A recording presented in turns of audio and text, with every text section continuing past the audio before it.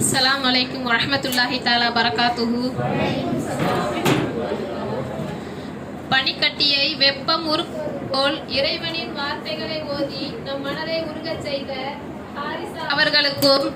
பூ மொட்டுக்களை அசைத்து தென்றல் மலரச் செய்வதைப் போல் தன் இனிய குரலில் கீதம் பாடி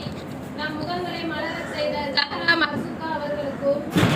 வந்தவர்களை எல்லாம் வருக வருக என இன்முகத்தோடு வரவேற்ற ரஹ்மத் நிசா அவர்களுக்கும், இறைவனோடு பேசும் இதயபூர்வமான அமலின் ஈடேற்ற நன்மைகளை சாலிஹான முறையில் நமக்கு கூறிய சாலிஹா அவர்களுக்கும்,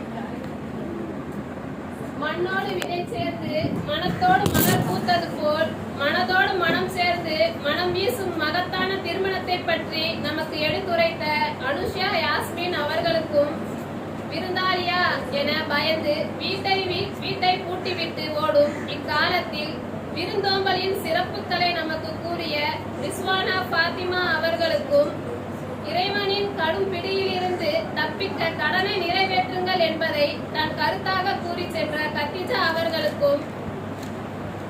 பெரிய பெரிய மரங்களை தாங்கும் ஆணிவேர் போல இம்மன்றத்தை தாங்கி அடித்தளமாகவும் தலைமையாகவும் இருக்கக்கூடிய ஹஜ்ரத் அவர்களுக்கும், ஆலிமா அவர்களுக்கும் என் மனமார்ந்த நன்றியை தெரிவித்துக் கொள்கிறேன். சுக்ரன் ஜஸாக்குமுல்லாஹ் ஹைரன் ஷுக்ரா. அஸ்ஸலாமு அலைக்கும் வரஹ்மத்துல்லாஹி தஆலா பரகாத்துஹு.